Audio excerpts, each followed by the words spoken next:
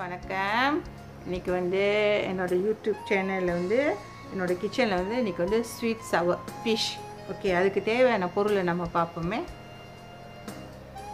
தேவைப்போ மீன் இருக்குது. நான் வந்து இது வந்து இக்கன் தலப்பியா. இக்கன் தலப்பியா வந்து ரெண்டு டைப்பாக இருக்கும் பாருங்கள். ஒன்று வந்து பிளாக் இருக்கும், ஒன்று வந்து ரெட் கலர், இந்த மாதிரி பிங்க் கலரில் இருக்கும். அதிலும் செய்யலாம், ஆனால் இது இன்னும் கொஞ்சம் டேஸ்ட்டாக இருக்கும். ஆனால் என்ன ஒன்று செய்யுங்க, வாங்கினீங்கன்னா வந்து ரொம்ப பெரிய மீனாக வாங்க வேணாம், கொஞ்சம் இந்த மாதிரி சைஸில் வாங்கிக்கோங்க. ஓகே, நான் இன்றைக்கி வந்து 3 மீன் எடுத்து வச்சுருக்குறேன். அதுக்குள்ளே தாளிப்பு ஜாமான். ஓகே, அதுக்குள்ளே நம்ம சாஸ் செய்கிறதுக்கு பாருங்கள்.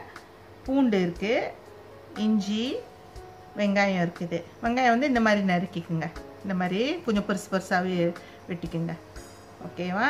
அப்புறம் அதுக்கு அடுத்த இன்க்ரீடியன்ட் வந்து கேரட் அப்படியே கியூப்பாக வெட்டிக்குங்க. கேப்சிகம் இருக்குது. நான் வந்து இன்றைக்கி வந்து க்ரீன் கேப்சிகம் பாய்க்கிறேன். அப்படி க்ரீன் இல்லைன்னா நீங்கள் ரெட் பாய்க்கலாம். டொமேட்டோ இருக்குது.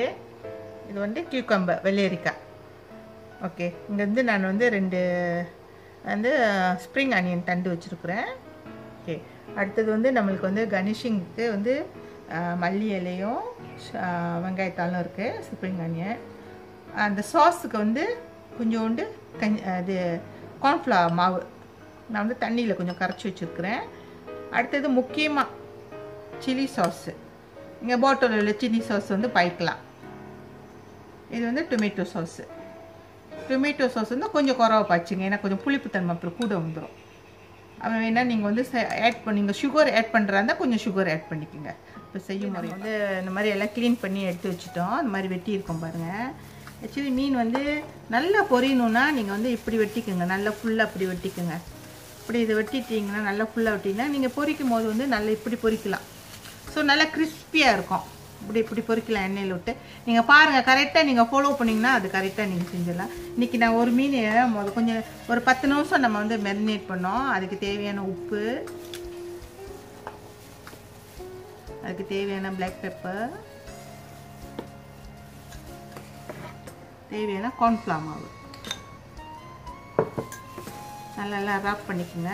அப்படி உங்களுக்கு இந்த மீன் தலப்பியா மீன் பிடிக்கலன்னா நீங்கள் வந்து இக்கன் சியக்காப்பு இருக்குல்ல, அதில் செஞ்சு சாப்பிட்லாம்.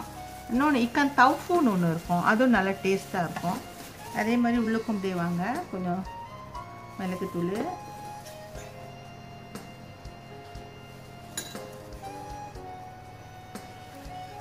உப்பு பார்த்து போட்டுங்க. ஏன்னா சாஸ்லலாம் உப்பு இருக்கும். நீங்கள் வந்து அப்புறம் அந்த சாஸ் செய்யும்போது உப்பு பார்த்து போட்டுக்குங்க.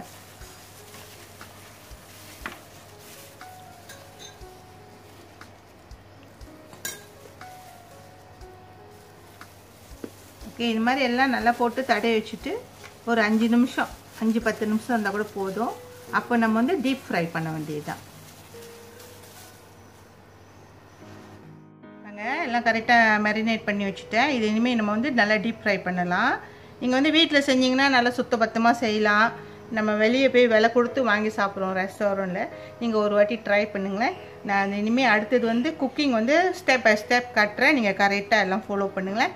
தேங்க்யூ.